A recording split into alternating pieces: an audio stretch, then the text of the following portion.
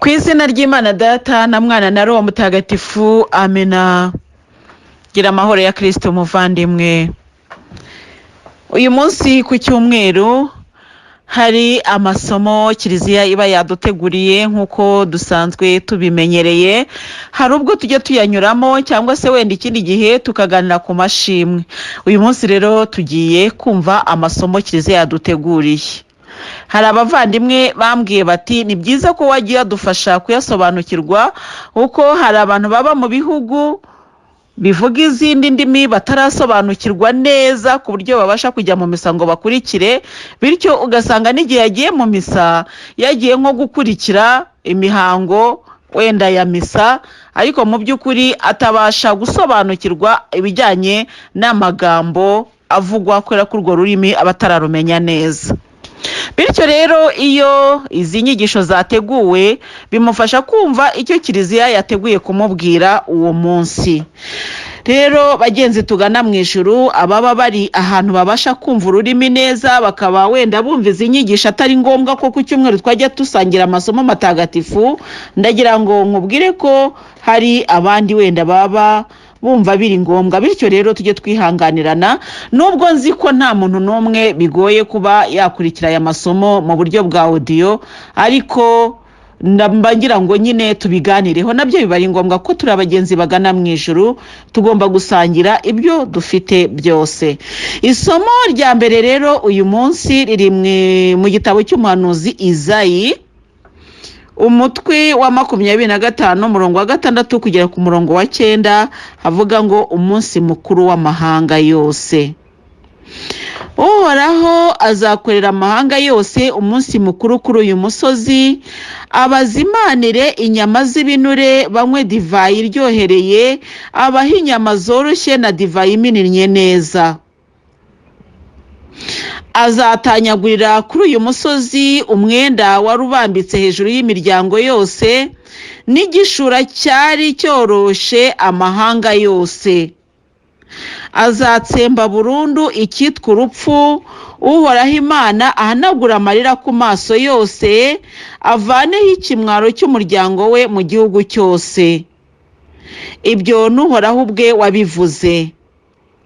Uwo munsi bazavuga bati, Uhoraho niwe Mana yacu, twaramwiringiye aratubohora, amizero yacu ari muri Uhoraho.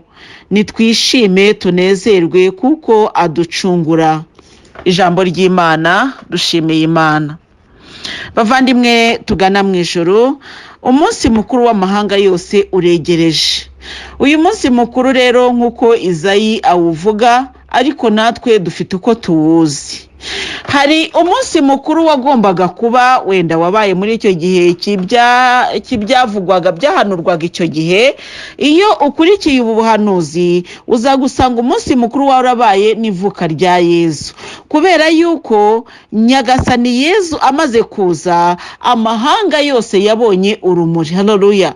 Bityo rero Izayi hanura, kuko Izayi yabayeho mbere y'ivuka rya Yezu, n'uvuga ngo yahanuraga ibizaza. Ariko uyu munsi ubu buhanuzi buracyariho kandi buracyafite agaciro. Ni ukuvuga ngo nubwo kuri icyo gihe Izayi yahanuraga ivuka rya Yezu, ndetse wanagimuza ugasanga ari guhanura nanone ipfa rya Yezu, kuko umunsi apfuye nibwo wa mwenda wari ukingirije ahera watanyutsemo kabiri. Ariko twumvikane, ntabwo Yezu yari kuwutanyuramo kabiri ataravuka.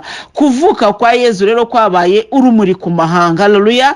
Ariko noneho gupfa kwa Yezu kuba inkuru itangaje kandi ibonwe n'amahanga yose, maze amahanga arabohoka. Amina. Ariko rero iri jambo ntabwo ari ryo mu gitabo cy'isezerano rya kera gusa, n'uyu munsi riracyafite agaciro, kubera yuko ibyanditswe bikitureba.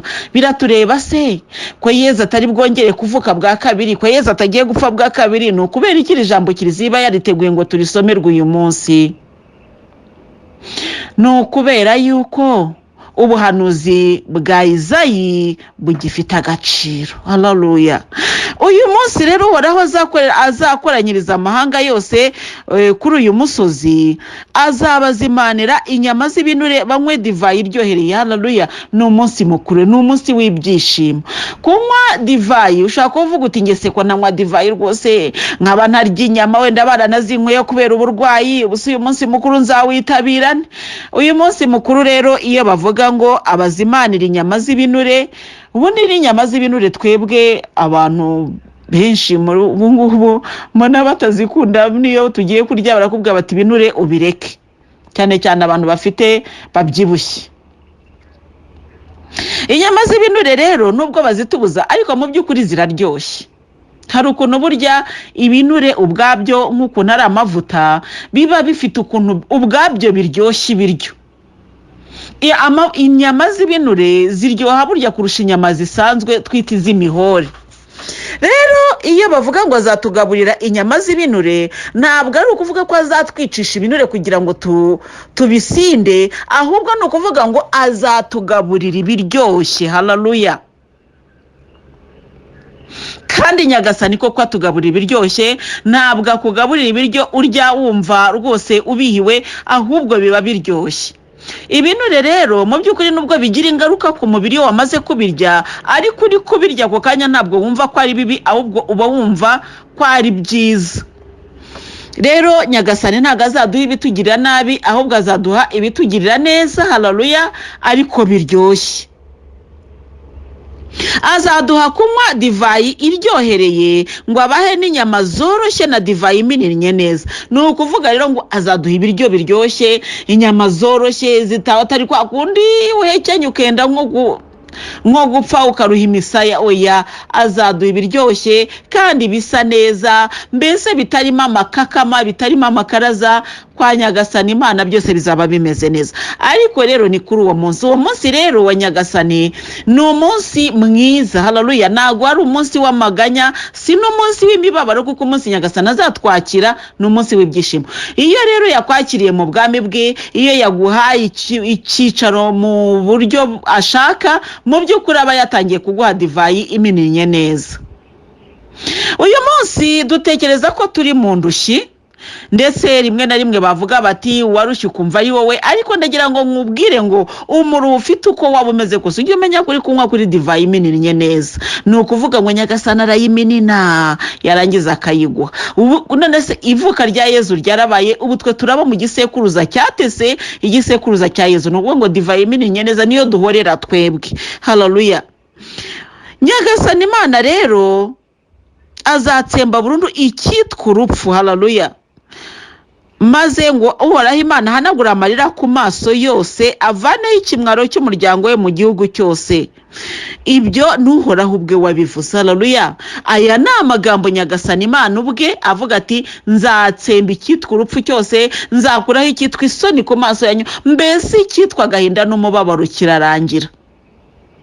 Kuvuga ngo naho waba ugafite uyu munsi muvandimwe, ntutekereze ko kazabaho ubuziraherezo. Oya, gafite igihe kazamara kakarangira, kandi ako gahinda nigatsindwe uyu munsi ubu n'iteka ryose. Amen. Nyagasani Imana rero nukihanganamo ka gahinda ufite, niwihangana muri iyi mibabaro ufite, nukuri uzagororerwa. Haleluya.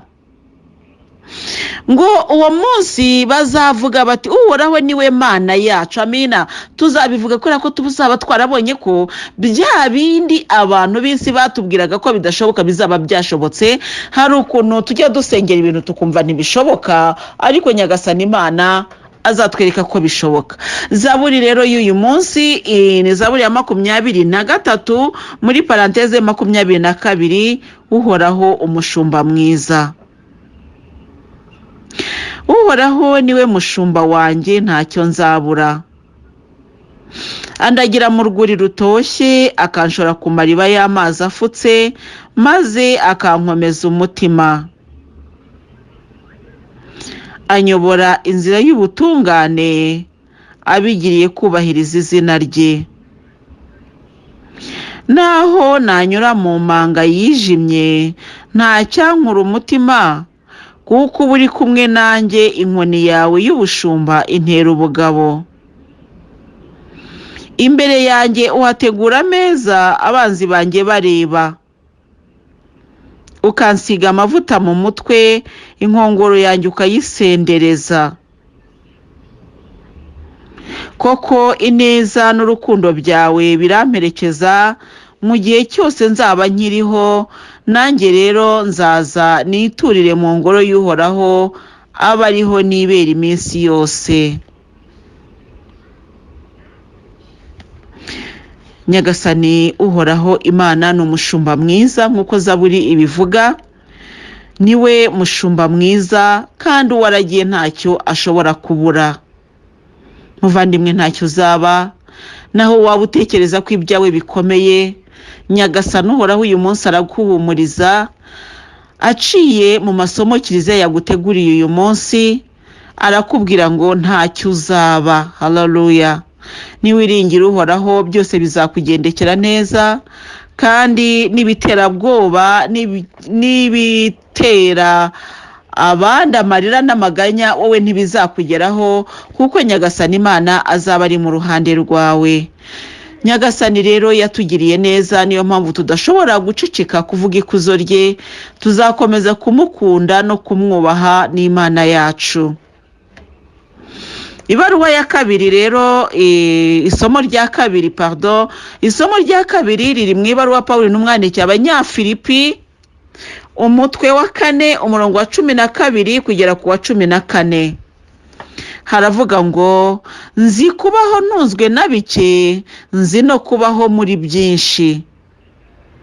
Muri byose buri gihe nitoje guhaga no gusonza, gukira no gukena. Nshobora byose muri Kristo untera imbaraga. Icyakora mwagize neza muntabara mu kaga, kandi Imana yanjye mu bukungahare n'ikuzo byayo izabasenderezaho ingabire zayo mu byo mukeneye byose muri Kristo Yezu. Nihakuzwe Imana umubyeyi wacu iteka ryose. Amina. Ijambo ry'Imana, dushimiye Imana. Iri jambo tubwiwe uyu munsi Pawulo yaryandikiye Abanyafilipi, ariko riri no gusezera, kuko yabasezeragaho hakurikiraho gutashya abavandimwe, hanyuma akandika ngo mutashye uwatagatifujwe wese muri Kristo Yezu, hanyuma agasoza. Turangije ku murongo wa 20, ni nawe Kiliziya yateguye uyu munsi, ariko ibaruwa yandikiwe Abanyafilipi irangira ku murongo wa 23. Urumva ko Pawulo mutagatifu mu by'ukuri yabwiraga Abanyafilipi ibyo babanyemo. Yarababwiye rero ati, nzi kubaho ntunzwe na bike, nzi no kubaho muri byinshi. Muri byose buri gihe nitoje guhaga no gusonza, gukira no gukena. Ni ukuvuga ngo umukristo mugenzi ugana mu ijuru ibi ngibi yagombye kubigira intwaro ze. Ujye witegura gukira no gukena, witegure gusonza no guhaga, kuko byose Imana irabitanga. Haleluya! Abantu benshi rero bakunda kugendana n'Imana ihagisha abantu, ariko bakiyibagiza ko ari n'Imana isonzesha. Pawulo aravuga ati, nitoje kubaho mpaze cyangwa nshonje, nitoza no kubaho nkennye cyangwa nkize, kuko byose Imana irabitanga. Hari ukuntu rero twebwe tujye twibeshya tugatekereza ko abakire bose ngo batazajya mu ijuru. Ntabwo ari byo, kuko Imana igitanga gukira. Wabona abantu bari kwigendera mu mamodoka yabo Imana yarabagiriye neza, ugatangira uti bariya bose ntabwo bazajya mu ijuru. Nyamara ariko ntabwo kujya mu ijuru bivuga kutagira imodoka cyangwa se kuba uyifite. Urugendo rugana mu ijuru ntabwo ari urugendo rugendeshwamo imodoka. Niyo mpamvu uyifite ashobora kujya mu ijuru, kimwe nuko utayifite ashobora kujya mu ijuru. Uyifite ashobora kubura ijuru, kimwe nuko utayifite ashobora kubura ijuru. Kuko urugendo rwa roho ntabwo ari urugendo rukoreshwa umubiri. Niyo mpamvu rero mbwira abagenzi bagana mu ijuru, buri wese narebe ibye, yite ku byabamo, kuko Nyagasani Imana niba atanga gukira no gukena, ni ukuvuga ngo uyu munsi ashobora kuvuga ati runaka nkugabiye umusozi, nkugabiye imisozi. iyo usomye mu bitabo bitagatifu cyane cyane mu isezerano rya kera usanga abantu benshi bagiye bakorera Imana ari abakire. Urugero ni nka Salomoni mu gitabo cy'umubwiriza yanditse ibyo yari afite byose. Aravuga ati naratunze ndihanda rya ndanywa rwose, mu gitabo cy'umubwiriza byose arabirondora, ariko ngo yaje gusanga byose ari ubusa. Mugenzi ugana mu ijoro rero, iyo Nyagasana kugiriye ubuntu akaguha ntibikakubera impamvu yo kwiterera hejuru ngo wumve ko abadafite ari ibicucu, nta bwenge bagira, ari abantu badasenga ngo amasengesho agere ku Mana kubera ko badafite nk'ibyo ufite. Ntukibwire kandi ko gukena, muvandimwe mwiza, ari ukubera ko wasenze amasengesho ntagereyo, cyangwa se ari ukubera ko wasenze bikagenda nabi. Hari igihe Imana ikunyuza aho ngaho. Hari umugabo witwa Yobu, dufasheho urugero wenda aka kanya. Yobu yabaye mu bukire no mu bukene, kandi hose yari uw'Imana. Ni ukuvuga rero ngo hari igihe cyabayeho Yobu yari umukire cyane, afite byose, ariko yubaha Imana. Sekibi amugirira ifuhe ajya kumusaba, Imana irabyemera. Imana ijya ibyemera rero, haleluya, haleluya, Imana ijya ibyemera. Kandi yavuze ngo ndabyemeye biraba. Imana ijya ibyemera. Sekibi kagusaba, Imana ikabyemera, kubera ko ishaka kugira ngo yereke shitani ko ikiri umubiri atari cyo gihuza Imana n'umuntu. Birashoboka rero muvandimwe ko wawe uri ku gipimo, ariko Imana yabyemeye kugira ngo yereke shitani ko wowe uriwe wowe udashobora guhemukira Imana. Ihangane rero ntugushwe n'icyo Sekibi agambiriye, ahubwo wowe usingiza Imana muri byose. Umugabo witwa Yobu rero yabayeho muri bike, abaho asingiza Imana. Ayabayeho no muri byinshi, abaho asingiza Imana. Mu bigeragezo bikomeye yabayeho asingiza Imana, kugeza naho umugore we yaramubwiye ati mva tukiyo Mana hasigaye wipfire kuko nta kindi ushigaje. Nawe aramubwira turavuga nk'umugore w'igicucu. Kuki twakirana ibyiza Imana iduha, ariko ntitwakirane ibyiza imibabaro Imana itwoherereza? Ese ni ukubera iki? Kuki twakumva ko tuzahora turya duhaga, nitwumve ko ari n'igihe kizagera tugasonza? Ni ukubera iki? Kuki dushima Imana tubonye ibiryo, ariko ntidushima Imana tubwiriwe cyangwa tuburaye? Ese muvandi, ujye ubasha gufata akanya kuvuga ngo Mana ndagushimira ko mbwiriwe? Icyo ngicyo ujye gishobora? Oya, ahubwo rero abenshi noneho no gushima Imana ku byo bahawe nabyo ni ikibazo. Imana iguha ibiryo ukaburatatse, nta gusenga. Reka data kuvuga ngo Mana ndagushima ko umpaye, kuko hari abandi badafite icyo bafite. Mugenzi ugana mu ijuru, iryo juru ntabwo ribaho rigenda gutyo. Njyewe rero impamvu mba mbikubwira, nzindutse rwose nkavuga ni ndazindutse we, nzanye ibiryo biryoshye we, biryoshye cyane. Ndagira ngo nkubwire mugenzi ugana mu ijuru, nukuri ubyuke ukarabe mu maso wibrose, haleluya. Ukuza udashobora gusohoka mu nzu utaribrosa cyangwa se utarakaraba mu maso, babyita kwihumura.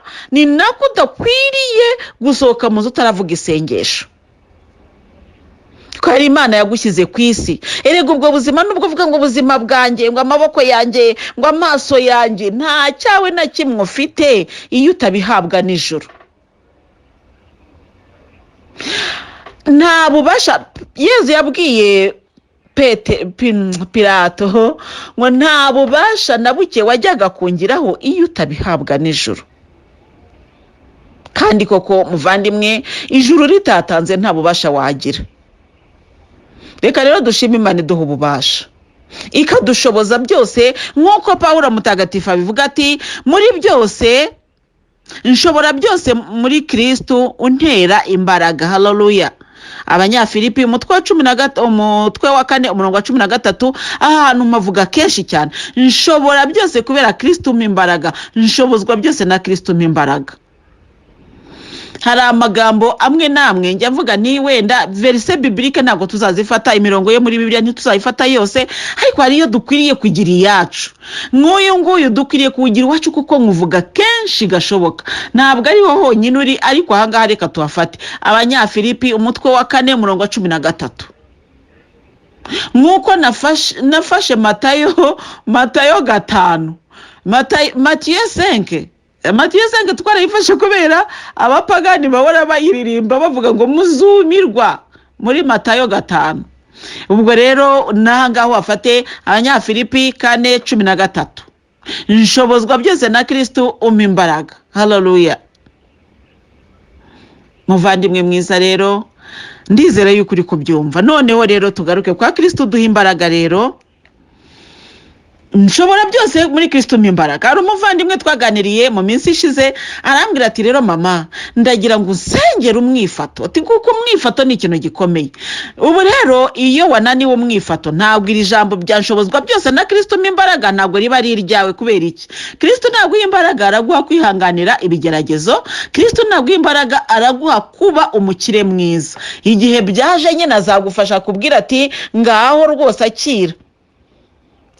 Wakire nujya gutamira wibuke ko hari undi nawe ushonje. Wumve ko utagomba kurya wenyine kandi hari abababaye. Ubwo Kristo azaba yaguhaye umwifato. Azaba yagushoboje kuba muri byinshi. Igihe nikigera ku bushake bwe azakuzamura aguhe byinshi biruta ibyo ngibyo. Ariko ku bushake bwe ashobora no kukumanuraho waruri ugasubira hasi. Nariko n'uburi kuvuga ijambo ngo shobozwa byose na Kristo mpimbaraga. Haleluya. Za mbaraga zaziguha muri ubu buryo ngiye kukubwira. Mu bukene uzakira ko ari uko bigenze ube nka Yobu. Muri byinshi uzakira ko ariko bimeze ujye usingiza Imana nkuko Yobu yabigenje. Haleluya. Muvandimwe mwiza rero, iri jambo uyu munsi ni ribi ryawe. Ushobozwe na byose na Kristo uguha imbaraga. Rero ahangaha ndi kuhavuga nongere ngaruke kubavuga butumwa.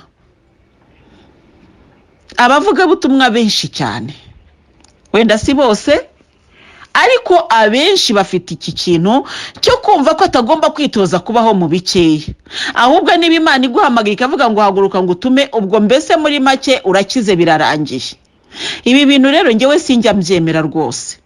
Hari abavandimwe twaganiriye mu minsi ishize barambwira bati n'abana b'abanyeshuri barambwira bati mama Louise turashaka gutanga ituro ryishimwe. Ndavuga ni rero ngiye mbere yo kundyakira abansobanurire, ese ituro ryishimwe utanga urikuye he? Uri umwana w'umunyeshuri, iwanyu baguhaye ka Minerval cyangwa se ka Jean de Poche, iyo utanga ituro ryishimwe uba urikuye he? Umwana akavuga ati rero ngewe nagize umuntu wangiriye neza ama gift cadeau cyangwa se anyohereza udufaranga, kuri utwo rero ndashaka gutangaho 1/10.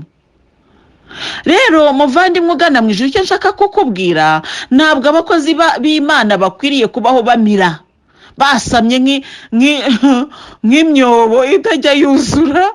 Oya, ahubwo mbere yo kwakira iryo turo buryo ugira n'ubwo buntu ubwo bumuntu baza umwana utese iryo turo rikuye hehe.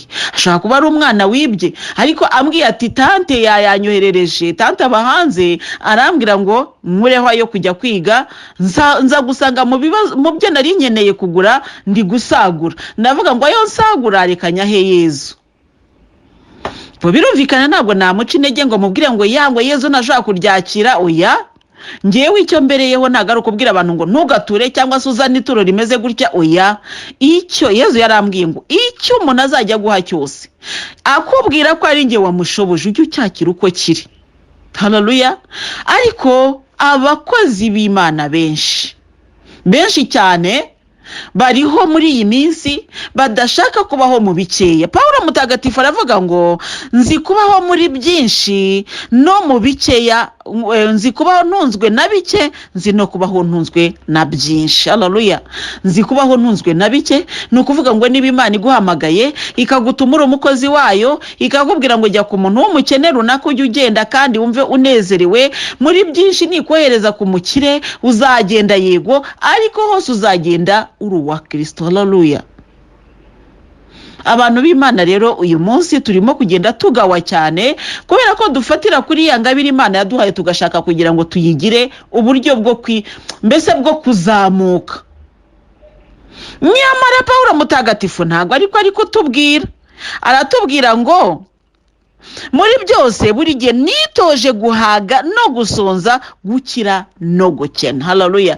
Byombi ni ukuvuga ngo Paulo mutagatifu yakira arakomeye, yakena arakomeye. Ariko abantu benshi b'Imana uyu munsi barakena bagatentebuka. gasanga ibintu birakomeye andi akumva ko abakristo abakristo cyangwa abwiriza aribo bagomba kumuha icyo kurya n'icyo kunywa. Ntabwo ariko bimeze rero, abo bakristo usaba nabo bafite uko bakennye. Niyo mpamvu njya mbwira abantu ni musabe Yezu. Ngiye kimwe nagiranye ikibazo n'umuntu, noneho ndamurakarira cyane, ariko ndarakara koko Yezu Kristo araza ati byagenze bite, noneho ariko nigiye rwose yambabaje nari ko rwose uko abantu kuki babaza abandi. Nambwira ariko se ubundi uriya muntu yakubabaza yagushobora? Ese yababaje hehe ko atagukozeho niwababaye ute? Noneho ariko amagambo numva nyagasa neza nako umuntu abakubwira. Nambwira ati rero ikosa riri kuri wowe. Bavandimwe nawe ushobora kuba ufite ikibazo nk'icyanjye, reka nkubwire uko nakosowe. Kandi buriya mbivuga njyewe ntabwo ari ukugira ngo nkwiyemereho, oya mbagira ngo nkwihere inzira naciyemo, wenda nubwo ntaragera mu ijuru ariko numva nizeye kuzaritaha, kubera ko urugendo Yezu agenda noza nubwo ruruyije ariko nirwo. Arambwira ati rero ikosa rikomeye wakoze ni ukureba uriya muntu, ubundi umureba uriya yakubabaza ntiyambabaje. Arambwira ati rero guhera uyu munsi menya ibingibi ngiye kukubwira, kandi nawe muvandimwe ubimenye. Nta muntu ubasha gukora icyiza atabihawe n'ijuru. Cya tucyumvikaneho, ijuru rikubwiye nk'uko Yezu yabivuze ngo ntawe ushobora kuvuga ngo Kristo ni Imana atabibwirijwe n'ijuru. Kimwe nuko ntawe ushobora kuvuga ngo Kristo arakaba ikivume atabibwirijwe na Sekibi. Ibyo ni ijambo ry'Imana. Arambwira ati rero hari igihe umuntu akoreshwa na Sekibi akakwerera imbuto mbi ikanakururira igasharira rwose. Hari n'igihe yera imbuto nziza ikakuryohera, si we rero. Ntabwo ari umuntu, ahubwo ni Sekibi ibimuciyemo kugira ngo iguce intege, ikumaremo imbaraga. Aturabyumva ndabyumva. Nawe rero muvandimwe ugana mu ijuru ndabikubwiye, ndagira ngo nkubwire ngo Sekibi gica mu muntu akareba nkayo. Imana igigutabara iciye mu muntu ugasingiza Imana. Hari abantu benshi rero bari gusingiza Imana bitewe n'ibyo yakoresheje abantu runaka, agazaga kukorera ibintu bidasanzwe, ukavuga uti uyu ni we hubwo ujya mu ijuru n'abandi bazasigara, ukabona nyine wabona gukorera ibintu byiza cyane utatekerezaga. Tuvuge ufite amadeni, umuntu akakubwira ati mbwira amadeni ufite angana iki ngo nkwishyurire, akagukorera ibintu mbese uvuga uti mbe Mana we buse koko ari Imana ikoresha umuntu ikintu, avuga uti mbe Mana uriya se ni umuntu cyangwa ni umumarayika se, bunse ndemera ko ari umuntu, ukumva atari umuntu ufite umubiri ahubwo ukumva ko ari umumarayika. Ariko rero bagenzi tugana mu ijuru, Pawulo mutagatifu akatubwira ati muri byose witoze kubaho mu bukire no mu bukene, guhaga no gusonza. Twebwe rero twitoza guhora duhaze, ibifu byacu tukabyagura. Ubwo ni n'abantu benda n'abavuga butumwa benshi niko bameze cyangwa tumeze, reka nanjye ne kwishyira kure kuko nanjye ndi umuntu. Ibifu tukabyagura, bikaguka rwose. Ariko uyu munsi Kiliziya yabirebye iravuga iti bavuga butumwa ko ndeba muri kwagura ibifu byanyu mukaba mwitoza kubaho mu bihenze. Ubu se ko ijambo ry'Imana atari ko rivuga, Pawulo mutagatifu ko yabaye intumwa y'Imana, mukaba mudashaka gukora nka Pawulo mutagatifu, iradukebuye. Uyu munsi Kiliziya iradukebuye ikoresheje aya masomo matagatifu. None rero mugenzi ugana mu ijuru nawe urakebuwe niba wajyaga witoza kubaho mu byinshi. Nyagasani Yezu arakubwiye ati nyamara ibyo bintu witoza ntabwo ari byiza. Kandi Pawulo mutagatifu akarangiza avuga ngo kandi Imana yanjye bubukungahare n'ikuzo byayo izabasenderezeho ingabire zayo mu byo mukeneye byose muri Kristo Yezu. Yabasabiye umugisha. Erega reka mbabwire bagenzi tugana mu ijuru, icyiza cyose wakora burya naho ntatinyuka kukubwira ngo urakoze, ujye umenya ko mu ijuru babivuze. Kubera yuko iri jambo ntirizahinduka. Ushobora kunkorera ikintu wenda singishime, ariko Yezu we wandikishije Pawulo ibingibi aba yamaze kubyandika imbere y'izina ryawe humura, naho runaka atabimenya ariko Imana ibibizi. Kandi ntabwo dukora ngo abantu babimenya, ahubwo dukora kugira ngo Imana ibimenye. Haleluya. Ivanjiri rero niyo tugezeho uyu munsi, yanditswe na Matayo umutwe wa 22 umurongo wa mbere kugera ku wa 14, aravuga ngo umugani w'ubukwe. Yezu yongera kubabwirira mu migani ati ingoma y'ijuru imeze nk'umwami wacyuje ubukwe bw'umuhungu we, agatuma abagaragu be guhamagara abatumiwe mu bukwe ariko banga kuza. Nuko yongera gutuma abandi bagaragu kugira ngo babwire abatumiwe bati dore nateguye amazimano, ibimasa byanjye n'amatungo yanjye y'imishishe byabazwe, byose byatunganye, nimuze mu bukwe. Ariko bo ntibabyitaho, barigendera, umwe mu murima we undi mu bucuruzi bwe, maze abandi bafata abagaragu babagirira nabi barabica.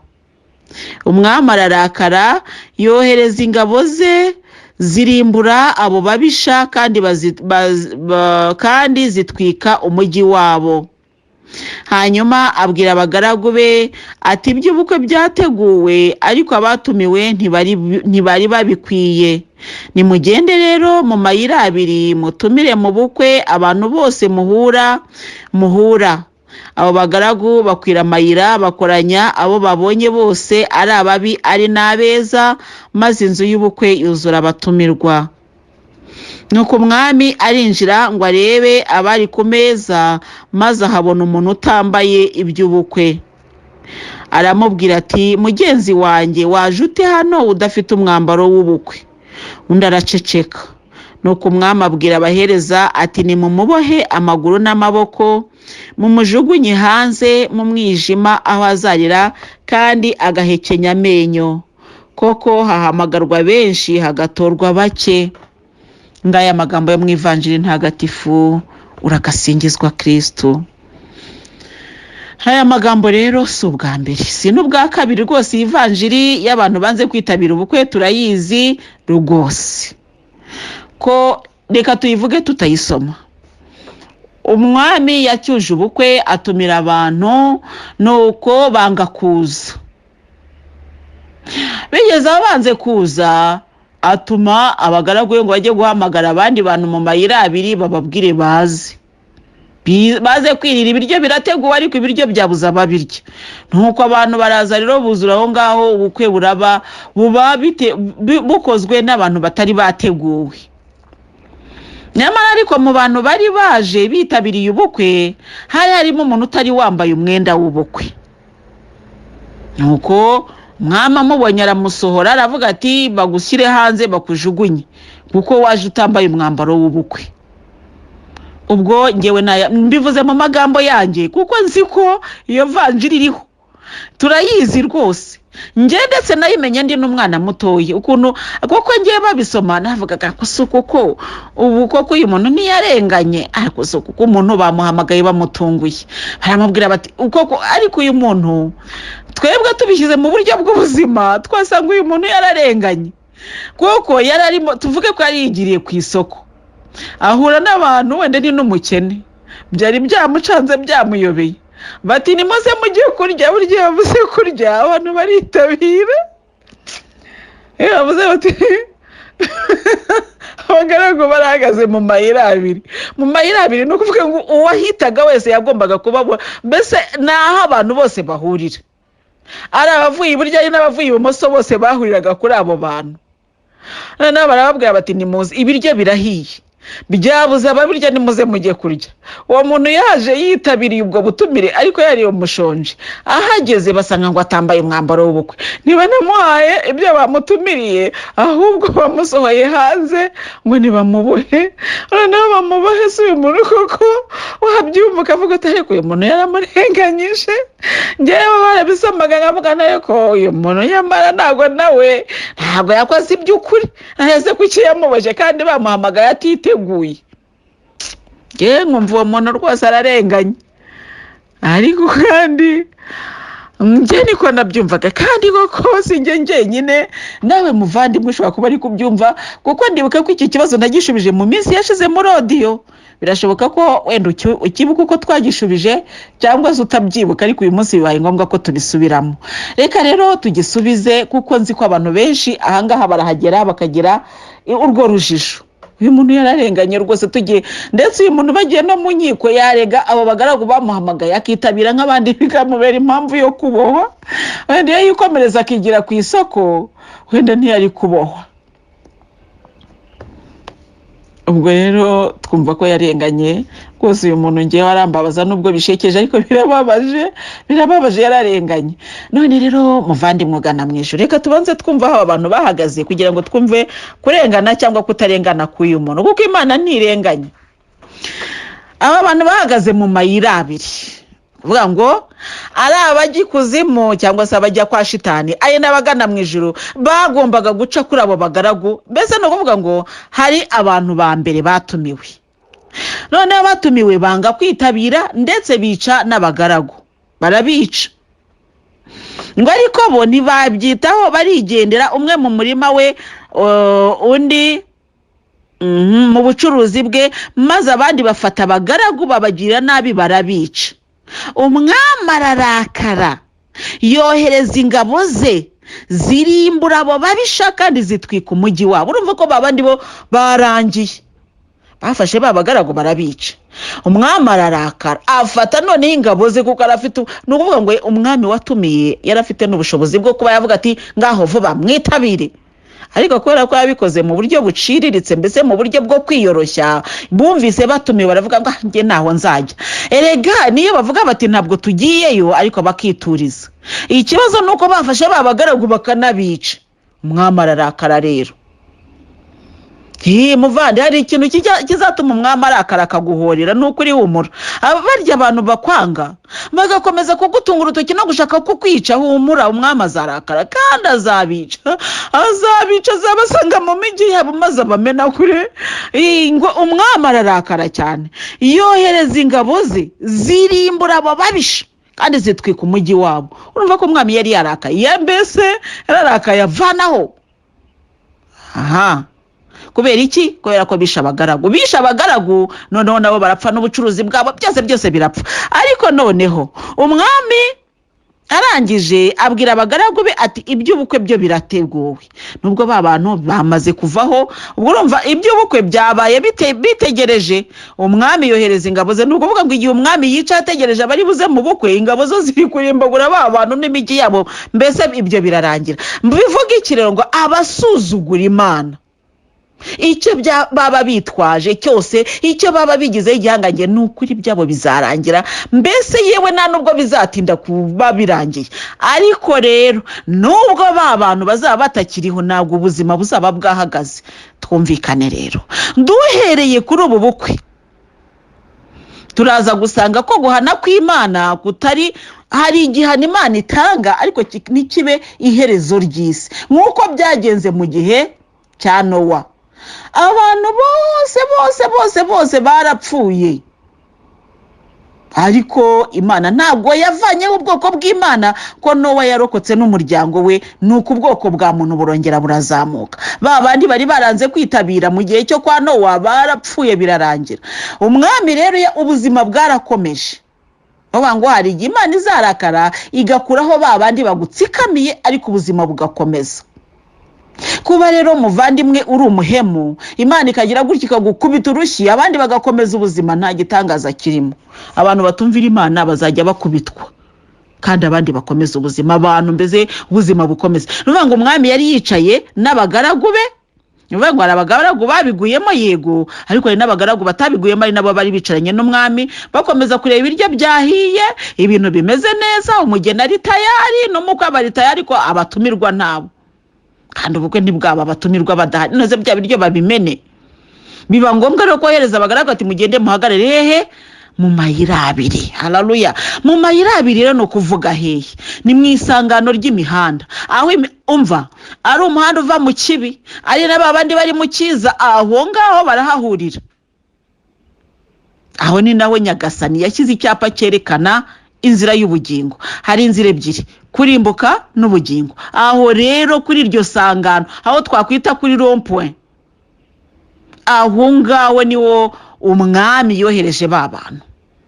Mugende mu mayira abiri, muhagarara aho mu mayira, aho muhahagarare ahasigaye mubabwire nuvuga ngo mubwire abeza n'ababi bose bitabire. Turabyumva muvandimwe, abeza n'ababi baze. Wa muntu rero waje atambaye umwambaro w'ubukwe tumugarukeho.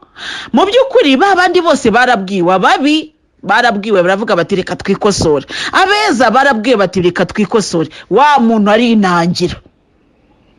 None se reka mbikubaze ko yahamagawe n'abandi kandi ko bose bari batunguwe, kuki yagaragaye nk'aho ari we watunguwe wenyine? No kuvuga iki rero? No ngo hari abantu bazatungurwa ariko ntibazagira urwitwazo kuko batunguwe kandi Imana yarabateguje kuva kera. Ntabwo uzajya kuvuga ngo ariko ngo Mana ngo urumva ngo ngiye mu bucuruzi bwanjye ngo niyo mpamvu ngo ngewe ngo oya, nta rwitwazo ruzaba ku Mana kuko hari n'abandi bacuruzi bazaba bari kwinjira mu bwami bw'ijuru kandi biteguye, wowe ukaba ukiri uri kwiba, uri mu Imana yaguhaye byinshi none wabikoresheje wiba. Muvandimwe ugana mu ijuru, umuzabibu wa Nyagasani nyamara twawuganiye ku cyumweru gishize, kandi nawe uri mu muzabibu wa Nyagasani. Yaragutezeho kwera imbuto, none weze iki? Amakakama.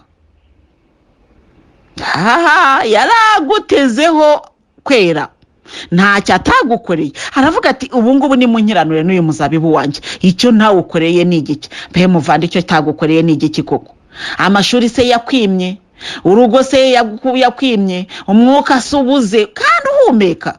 Ariko hejuru y'ibyo byose hari abantu benshi rero bari mu mamodoka, abandi bagenda n'amaguru, ugasanga rwose ntiwize n'amashuri ahambaye ariko rwose uritunze, kandi mbese wenda mu mujyi utuye mufite amazu, wenda yawe nayo ukodesha. Mbese sinzi ibyo Nyagasani yaguhaye, ni wowe ubizi. Wenda iyo mvuze gutyo wa wundi ukodesha avuga ngo iyi ngo ngewe ariko ibyo ntabyo yampaye. Umva icyo ataguhaye basi ntacyo, reka duhagarare ku mwuka kuko hari abatawufite. Ubuse ntibatuza abantu babakira ariko batakiwufite, bari mu mateka byararangiye ariko umwuka warashize. Ariko mugenzi ugana mu ijuru ufite umwuka, wowe ugihumeka shimira Imana, wongerewe iminsi y'ubuzima bwawe. Rero hari abantu bagiye barapfa, noneho wamurimbye akavuga ngo warushiki se koko?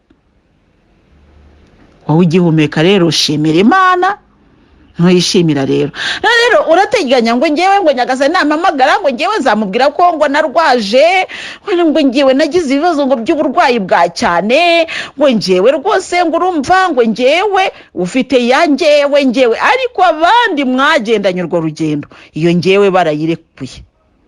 Urumva ngo ngewe ngo umuntu ngo rwose ngo aramwomerekeje ngo kubabarira birananira ngo ngewe ntabwo.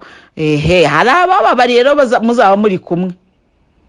Ngewe ngo urumva ngo ngewe ngo narapfakaye ngo mpfakaye nyine muto ngo ntabwo nari kubishobora kwihangana ngo rwose ngo urwo nyine ntakundi. Hari abazaba barapfakaye muri kumwe. Ngo ngewe ngo rwose ngo urumva ngo nanashatse nabi umugabo cyangwa umugore anesha umutwe bituma njya kwishakira inshoreke ku ruhande cyangwa se inshuti ku ruhande. Uzaba uri kumwe n'abandi barushye kukurusha ariko bihanganye. Ni ukuvuga ngo kuvaho babagaragu bakubwiriye kugera muri ya sare y'ubukwe hari icyo ugomba kwitegura. Haleluya. Kandi wa muvandimwe ugana mu ijuru, ubu nyamara iyi nkuru wayumvize, ubu ngende umugaragu uri kuguhamagara. Yezu Kristo ngewe yaramboneke kandi arabivuze ibyo bintu ndi gusubiramo. Haleluya. Anyereka ibiryo nge narabibonye, ibyo nguhamagarira ntabwo ari bya biryo kuvuga ngo n'ubufana, narabibonye ngewe ukuntu Yezu rero yabinyeretse.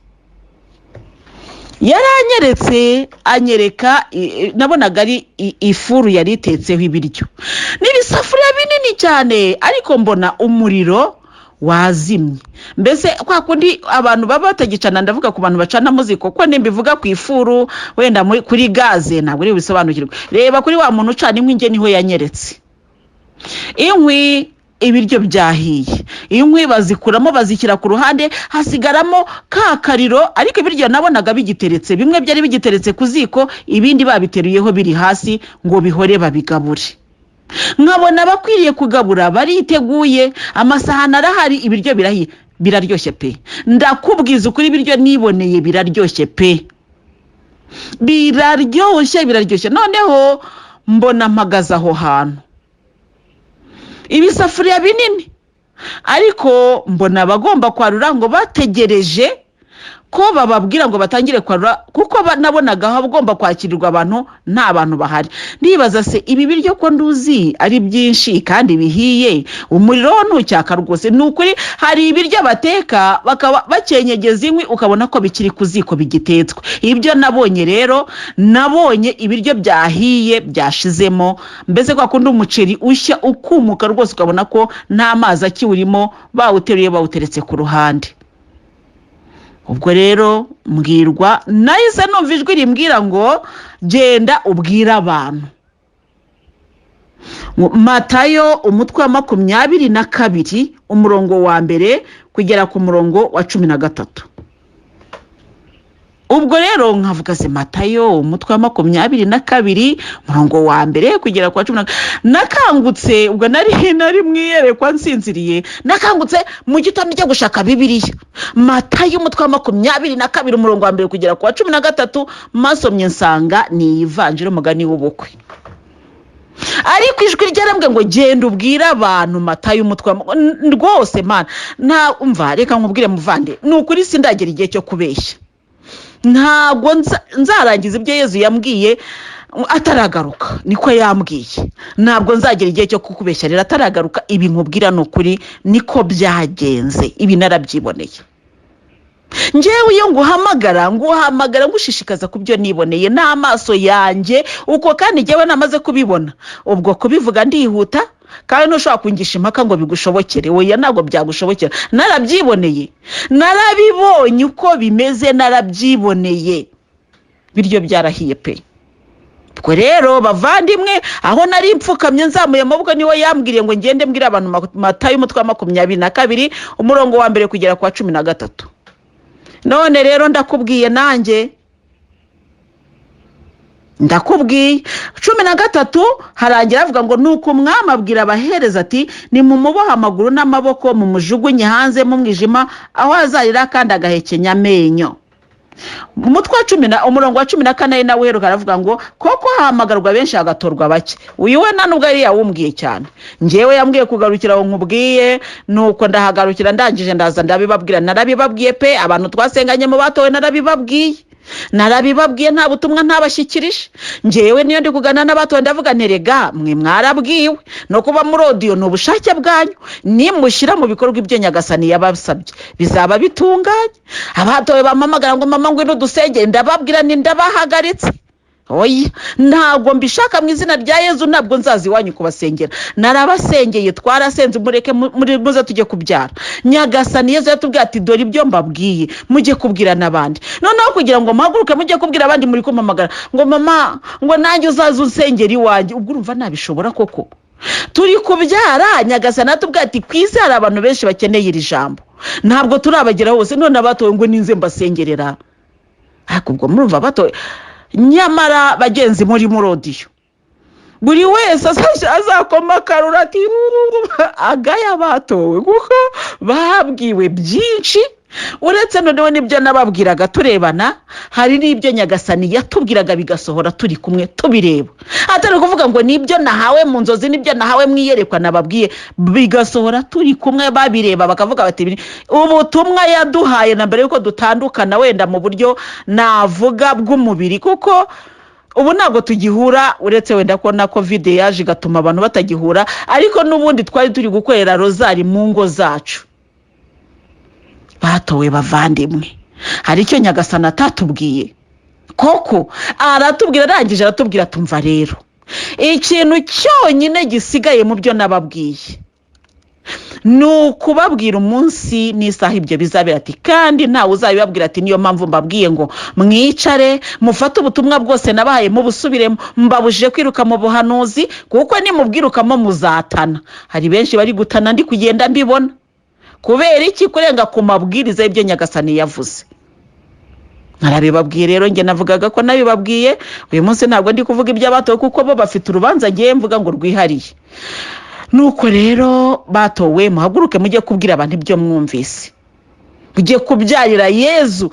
Nta numwe Yezu, nge ndavuga nta numwe Yezu atateye inda, aho kugira ngo mubyare ahubwo sinzi uko ndibuze kubisobanura. Inda dutwite ntabwo ari iz'umubiri, ni izaro, kuko ari cyo Nyagasani atubwiye kiryoshye kandi kizaryohera n'abandi. Aho kugira ngo mujye kuvuga iby'ingoma y'Imana, muri kuvuga iby'amaganya yanyu. None muri mu biki? Rero iyi vanjiri itubwire yuko nta rwitwazo ruzaba ku Mana, ntarwo. Uzavuga uti ngewe rega nari ndwaye, azakwereka abandi bamukoreye kandi bari barwaye. Nari ndi mu bitaro, azakwereka abakirijwe mu bitaro. Uterega Nyagasani nari nshonje, azakwereka abakijijwe mu nzara. Mbese nta rwitwazo, nicyo bishaka kuvuga. Hagati y'uyu munsi wumvise iri jambo n'igihe ubukwe buzabera kugera muri sare, hari icyo ukwiriye gukora. Niba uri bujye gutira agasabune ugakaraba mu mihanda, ukavuga uti reka ngire vuba vuba. Niba uri bufate utuzi ugashira, sinzi ukuri bubigenza. Niba uri bufate agasokozo ariko abantu bagore twitwaza amasakoshi arimo n'udusokozo. Niba uri bufate agasokozo ukagera ukacisha n'agapuderi ukishyiraho ukinjira mu bukwe usa neza, ntago bindeba. Ariko icyo nzi cyo nuko ubwiwe kandi ugiye mu bukwe. Rero itegure nk'umuntu ugiye mu bukwe, kuko nta rwitwazo ruzabaho. Ntuzongere gutekereza ko uyu muntu yarenganye. Uyu muntu ntabwo yarenganye, yarabwiwe yanga kwisubiraho.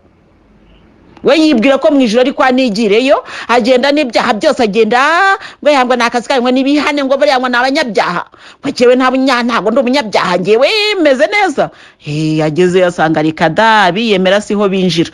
Nuko arasohoka. Singe wahera hahera iyo nkuru. Imana iguhe umugisha rero mugenzi ugana mu ijuru, we kwihagarara, we kwiyemera, ahubwo usingiza Imana. Ku izina ry'Imana Data na Mwana na Roho Mutagatifu. Amina.